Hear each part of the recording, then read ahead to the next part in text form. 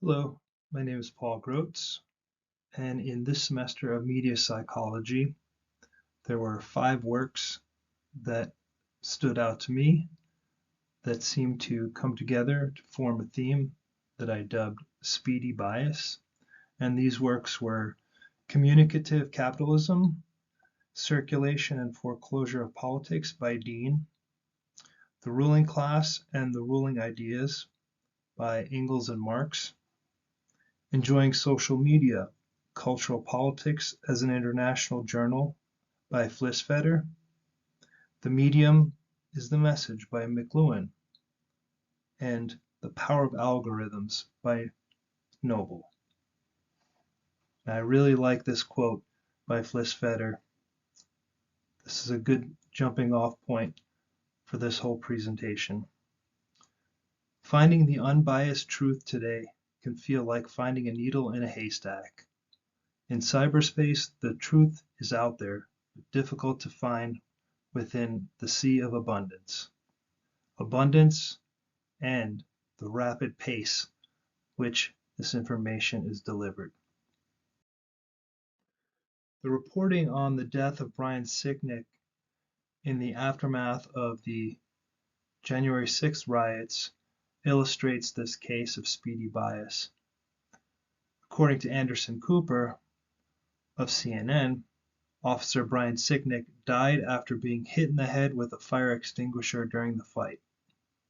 According to Fox, the tape shows very clearly Brian Sicknick walking through the building in apparent health after the media told us for 2 years that he had been murdered.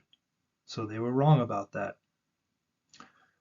Well, Chief Medical Examiner Francisco Diaz said that the events of January 6th played a role in his condition that resulted in Sicknick's death.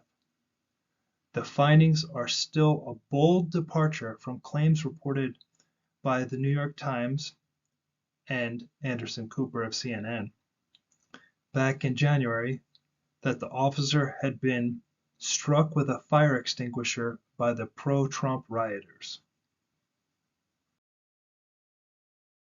I chose to include this video to highlight the problem of speed of delivery and biased reporting. Washington Metropolitan Police Department Homicide Unit and the FBI are now investigating the murder of U.S. Capitol Police Officer Brian Sicknick. Sicknick was killed by a blow to the head with a fire extinguisher After being attacked by the pro-Trump mob.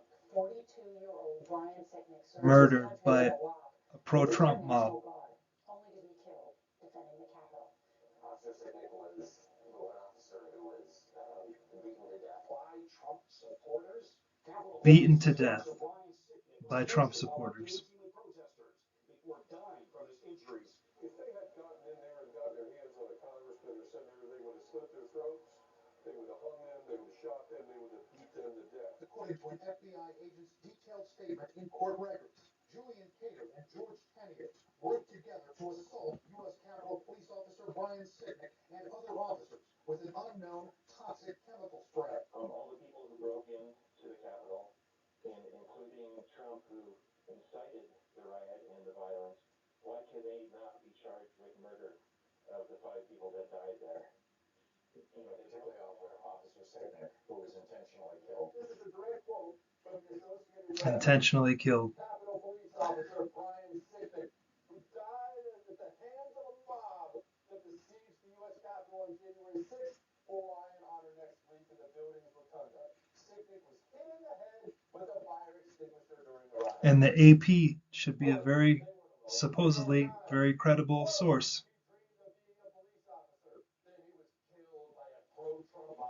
We had media people swearing to us that Officer Sicknick was murdered at the hands of rage-filled Trump supporters by being bashed to death with a fire extinguisher. Now this man, he comes from a conservative point of view.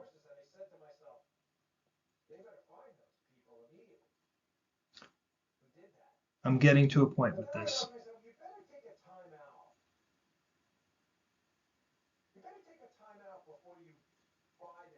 Because it's being promoted by the Baghdad Bob media. And there's a distinct possibility it might not be true. Brian Sicknick died after suffering a head injury while defending the Capitol. At some point in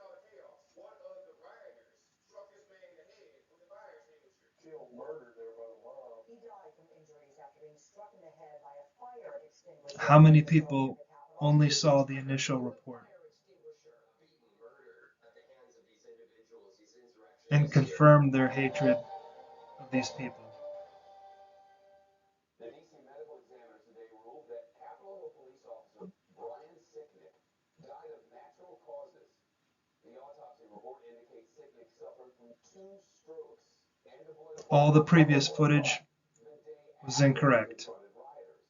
The medical examiner reports finding no evidence of internal or external injuries. Rushing to get the story out.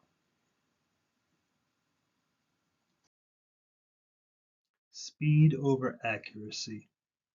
The medium is the message.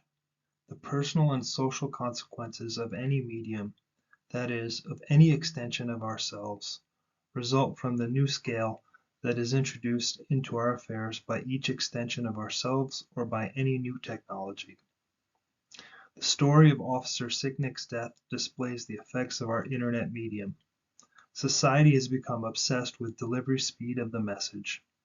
Thorough investigation and the truth have taken a backseat to speed. This story effectively displays the point that was made by Noble. Although the public has logged onto the internet for 30 years, it is still the most unregulated social experiment of our times. This is just one example in a medium where factually incorrect and heavily biased stories are reported every day. This story also illustrates an issue of communicative capitalism referred to by Dean. The manner in which this story was reported was serving the viewpoints of the side of the political aisle that would suit them. Democratic left-leaning news sources such as CNN and MSNBC emphasized the January 6th rioters killed this man. The story was corrected, but many people will only know the initial speedy delivery of the first reporting of the incident. Fox News is also a part of communicative capitalism.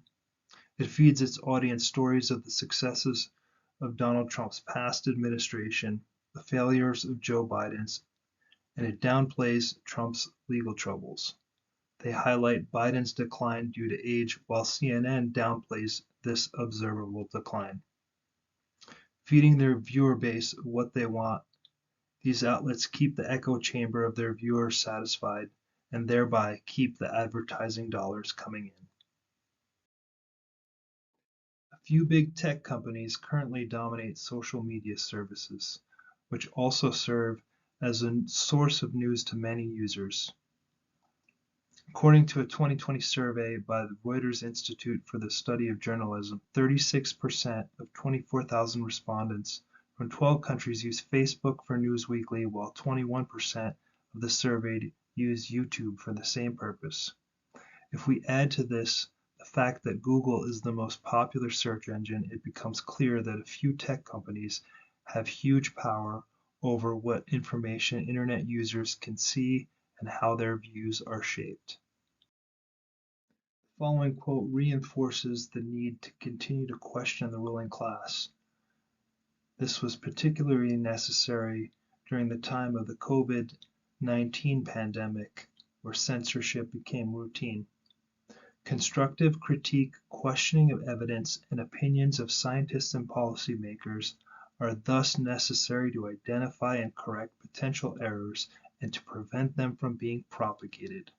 By following their policies on COVID-19, social media platforms filter out content which contradicts specific views that are not necessarily correct or unanimously accepted.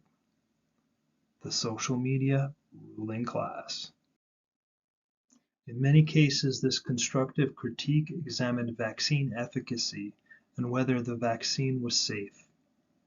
Many people have legitimate concerns around the safety and efficacy of COVID-19 vaccines due to factors including the speed of their development, the underrepresentation of ethnic minority groups in clinical trials, and the unknown longevity of their immunological effects. If we seek the truth in the hyperspeed information age, we must slow down and think critically. Otherwise, we will be susceptible to whatever the internet ruling class wants us to believe. This is the only way for us to counter the effects of information speed and bias.